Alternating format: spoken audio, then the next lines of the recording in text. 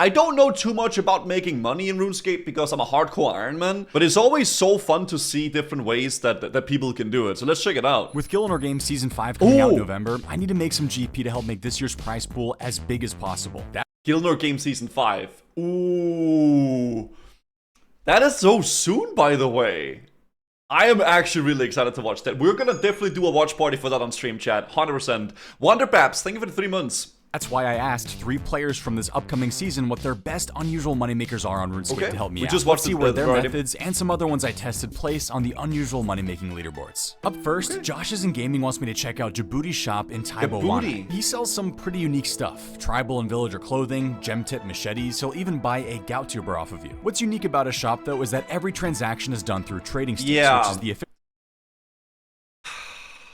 The freaking trading sticks, dude. Official currency of this part of Karamja. Trading sticks can be bought and sold on the Grand Exchange, and they have a pretty consistent price of between 8 to 12 GP for an average of 10. It's been that way for almost a decade. Well, While GE prices fluctuate for all the items in his shop, trading stick prices don't. So if prices are just right, you can abuse Djibouti's shop if you sell him the right items. My item of choice today is a jade. Jades go for around 290 GP on the Grand Exchange, and you can sell one to Djibouti for 90 trading sticks. But if you have the Karamja gloves equipped, which you can get by completing a tier of the Karamja Diary, that number goes up to 120. So if we buy a jade for 290 GP from the Grand Exchange and then sell it to him for 120 trading sticks, and 120 trading sticks can be sold for 10 GP each on the Grand Exchange, that essentially means that this jade is actually worth 1,200 GP. Almost. What? That feels illegal. Wait, what?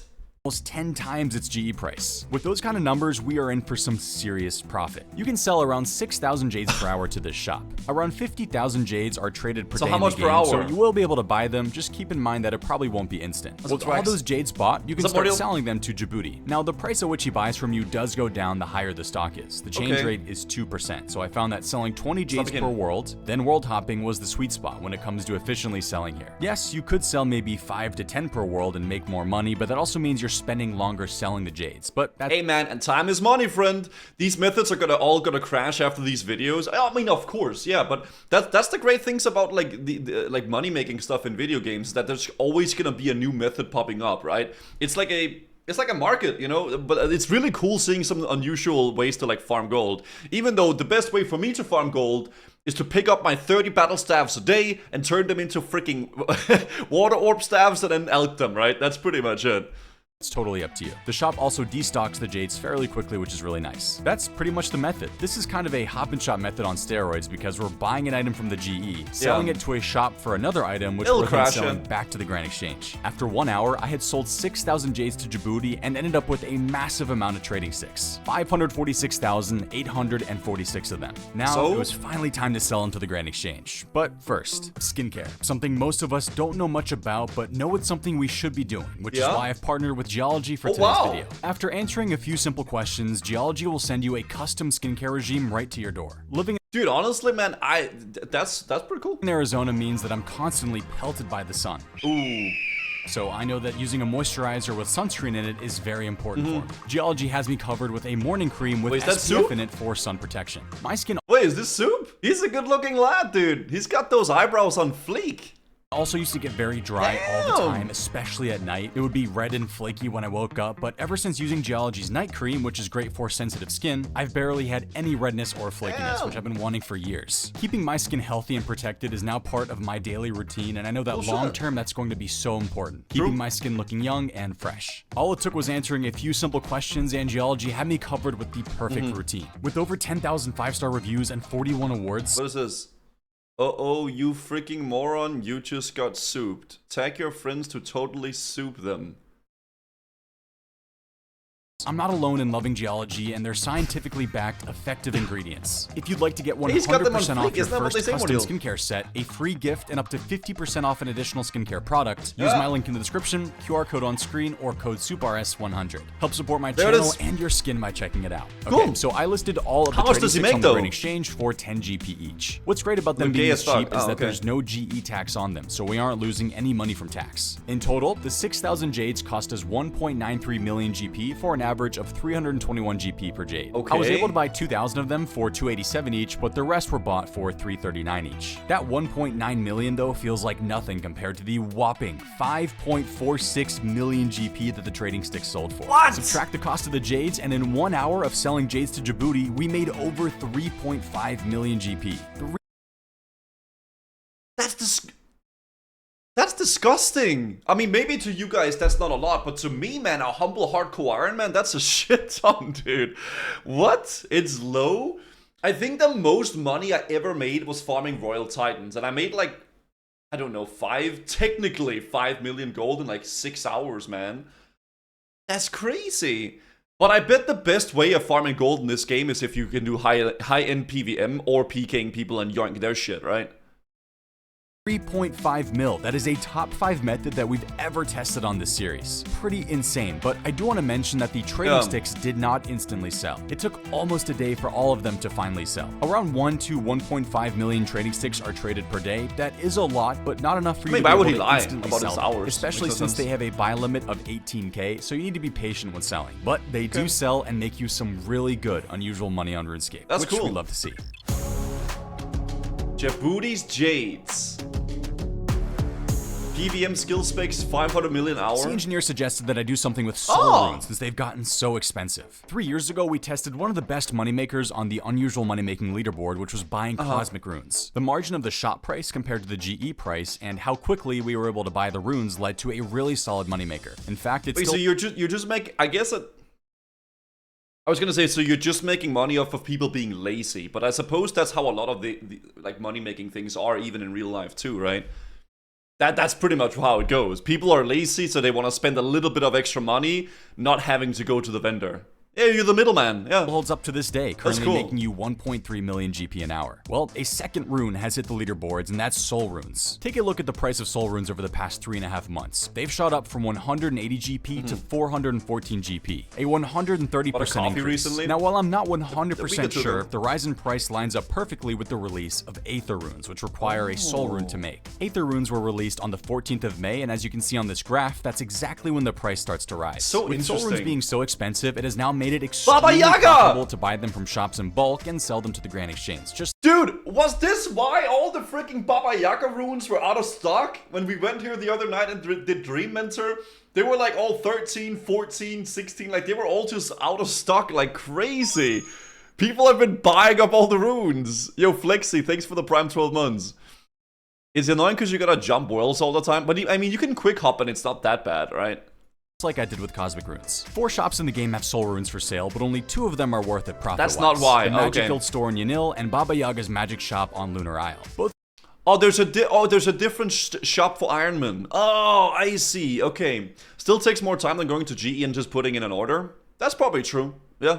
Was a bit news. Stores have their soul rune prices starting at 300 GP with a change rate of 0.1%. This is still cool, amazing because that means I can buy out the entire stock of 250 and still profit. After buying 250, the shop lists them at a price of 374. So with soul runes going for over 410 GP, it's impossible to lose money. Per world, I'm spending a little over 84,000 GP on 250 soul runes, and I can sell them on the Grand Exchange for 101,500 GP, which means that per world, we are making over 17,000. And look how quickly I'm able.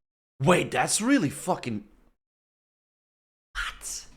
To buy out the entire soul rune stock and hop, around 6 times per minute, which is 100k every single minute. This is just our classic hop and shop method, really not a lot to it. Hop to a new world, buy out the stock, and repeat. I did run into a couple of other accounts that were buying out some of the soul runes, but luckily the stock replenishes quite quickly, so I never ran into any issues with never being able to buy any. I also realized that when doing hop and shop methods that require me to hop worlds a lot, I can actually customize the keyboard keys I use to hop worlds, so I changed it to my left arrow key, which made hopping super easy. Before, I was doing Control-Shift left arrow key, so that was a nice quality of life change for this method. After 1 hour, I ended up with 67,397 soul runes, which cost me 22.8 million GP. That's a shit ton. Mordial says, oh. Yeah, but you can change the key bindings and make like quick hopping. Quasi, thanks for the prime. This changes everything for me.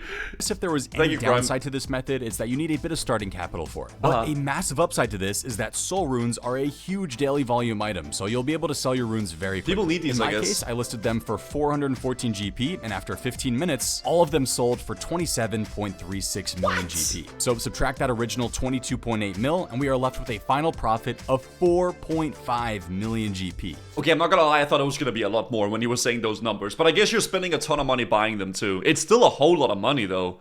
4.5 million an hour buying soul runes from a rune shop. With those prices, this is currently one of the best moneymakers in the entire game. It comfortably ranks in the top 3 unusual moneymakers of all time. We'll see. Oh shit. What happens to the price of soul runes in the long run, but with current prices, you're looking at some amazing money. That's still really, yeah, okay. You had a dream that I died? Oh shit. I will never die. A top 5 method into a top 3 method. If you like those methods, make sure to hit that subscribe button to help me reach 415,000 subs. Awesome, man. I'm so excited for Guild games. GG5 stuff coming your way soon as well, which you won't want to miss. Skillspecs is back with another method for me. Last time he suggested that I make swamp bark bodies, and I actually lost money, so let's see what he's got for me this time.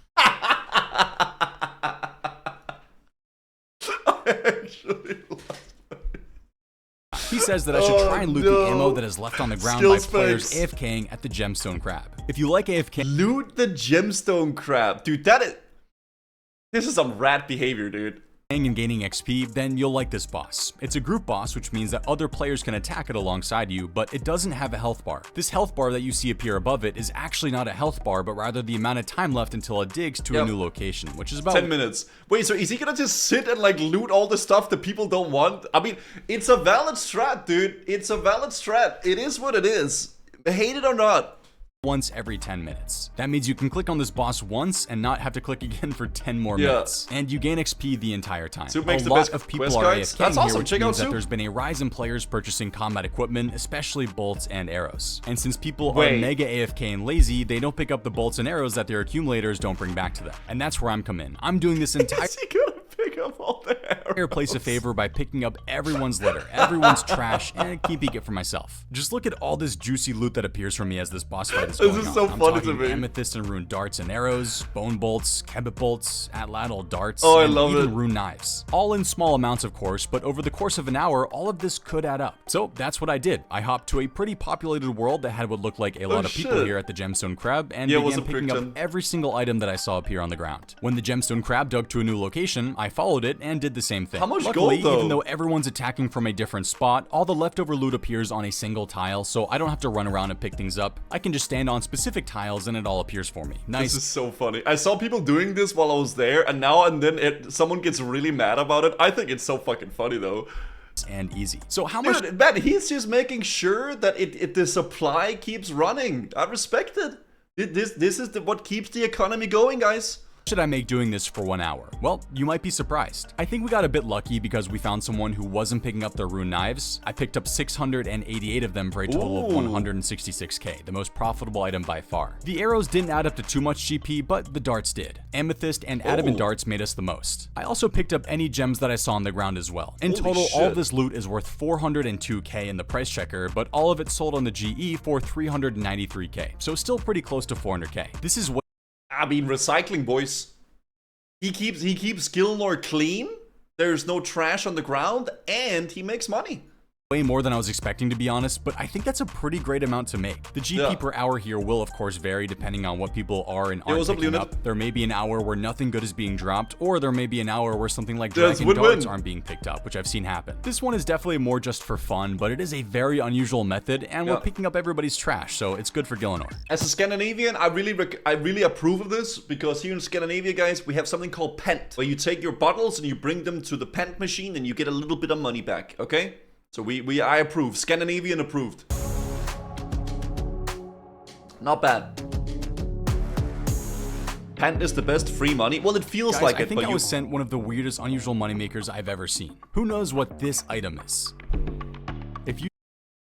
Oh, I think I do. Oh, okay. You said apple mush, you'd be a nerd, but you'd be correct. I didn't the know only that. time you'd ever come across this is if you happen to be brewing cider, which I didn't very know few that. people do. Apple mush can be made with 4 cooking apples and a bucket at an apple press. Apple presses can be found at 3 brewing locations that exist in the game, as well as south of the Gnome Stronghold at the Apple Orchard. By using a cooked apple on the apple press, you can make some apple mush. The wildest thing about this method is how long the animation lasts when making it. First of all, when you're using the cooking apples on the apple press, it takes almost 4 seconds for anything to happen. Then the apples appear in this barrel. By the way, I know it takes 4 apples for this, but there are clearly 7 apples minimum in this barrel. Jagex, please fix. You then do a hilarious jumping animation, which many of you have probably never seen before. The apples turn into mush, and then you walk around to the front of the apple press, and the bucket in your inventory fills up with apple mush. In total, this entire animation lasts 12 seconds, and what's funny is you are unable to do anything else during those 12 seconds. Okay. The animation can't be canceled, and you are unable to teleport or log out. You can try and spam click move as much as you want, but you aren't getting out of this. I hopped to What do we need the for? Do you need to, some weird obscure collection log or like some weird like? Why would you need to make this though?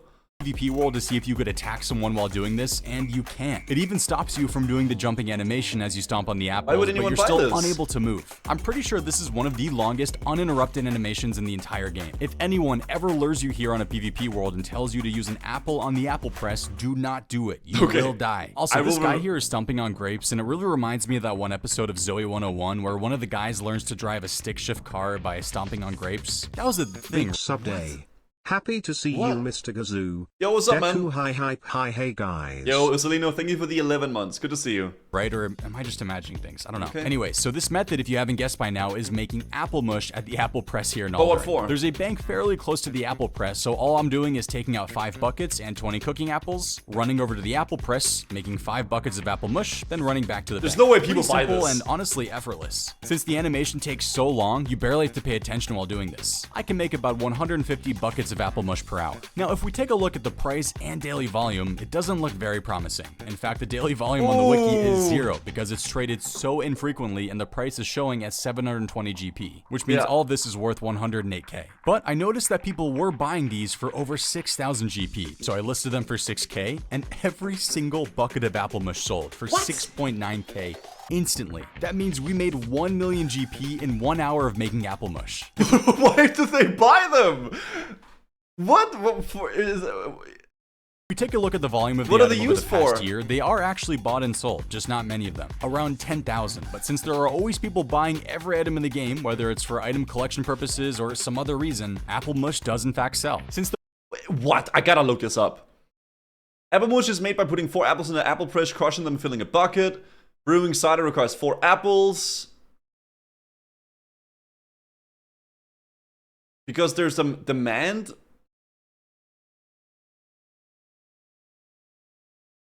What? Skillspecs bought them to promote his own money-making method. Okay, is used to make cider. But I guess. I mean, I don't even know, dude. Look at the chart, by the way.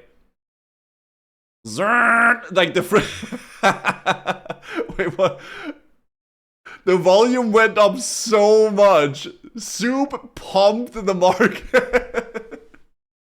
That is so funny. You can tell how many people just started blasting apple mush. Oh, that's funny. Okay. That's used for crafting can sell. I mean, anything that's used for anything can sell. Yeah. The process of making them is so strange, and since so few people do this, since apple mush boosts isn't needed farming. for anything other than making cider, it's a fairly rare item. So before you test this method for yourself, just be aware that this most likely isn't consistent, but it does sell, and it sells consistently higher than the GE price, which made me a cool 1 million Moriel. GP. Unusual and profitable, just how we like it. Huge news for apple mush collectors. I love it. Oh, it's so We've good. covered temple trekking before on this series, specifically killing nail beasts for nail beast nails, but I was made aware of another encounter while temple trekking that can make us some Nail pretty beasts. good GP. Starting in Mauritania, if we talk to Smitty Ryak over here and offer to escort her to Paterdomus, then select Route 3 from the 3 routes here, we will always run into a combat encounter in Mortan, and that encounter is killing 5 fire shades. Now these shades drop fire remains, which each sell for over 6,000 GP. So each encounter has 5 shades, and you receive 5 fire remains, meaning you earn 30 30k. The great part about this is that when you're done, you don't have to finish the rest of the trek. You can just teleport back to Mauritania and start the trek again. You're essentially farming the first encounter of Route 3 every single time, which will always be these shades. Definitely an unusual way to go about farming these. Now, what's nice about killing them this way is that they all will spawn fairly close to one another when you head into the encounter. Sometimes all of them will be aggressive, but sometimes you'll need to tag a few of them to get on you. That's why I brought a blowpipe. Now, my method to kill the shades is by bursting them when they stack on top of one another. By running back and forth between the edge of something like this, you can stack up the shades and then just burst them down. Nice and easy. I'm using— Honestly, man, I'm a hardcore Iron Man, and I don't really like farm any gold like this, but I find it so cool, and I really see the appeal of being able to farm different things to make money. And I think that probably is a big major appeal of the people that have mains, because, oh, well, I can do all these cool money making strats to make gold, to then sell on the GE, so I can make money, I can buy stuff to like skill up with. I see it, I see why it's fun. But I am definitely still more of an Iron Man enjoyer. I like farming all my own things, but I can see the appeal for sure. The persistency of everything making the game worthwhile. Yeah, I think as a main, a lot of the game revolves around the money, right? It's about, okay, what can I farm to make a lot of money so I can spend the money? I guess it's like real life. Because I guess money, yeah, I guess it is what it is. Some pretty good mage gear for this. I find it fun until it gets tedious. Yeah, I agree. But honestly, you could probably get away with just using Mystic or Blue Moon armor. I'm using the Blue Moon Spear to autocast burst. You should use an imbued salve amulet though, since the shades are susceptible to the increase in damage it gives since they are undead monsters. I'm also using a coffin to store all the shades in my inventory. With the Mauritania Legs 3, I'm able to start the encounters very quickly every time I finish them, which means that there's very little downtime. Anytime I get low on HP or prayer, I just can teleport to my house and use my rejuvenation pool to restore everything quickly. Then just teleport back with my Mauritania. I really gotta juice up my house, dude. Fuck, I need more money. God damn it. So how much GP an hour can I make doing a strange method like this? After 1 hour, I had collected 230 fire remains, which I was then able to sell very quickly for more than I originally thought. They sold for 6.4k each for a total of 1.45 million GP. We do have to subtract the cost of the runes that we used for bursting, which was 344k, which means we are left with a final profit of 1.1 million GP. Dude, the Djibouti and the freaking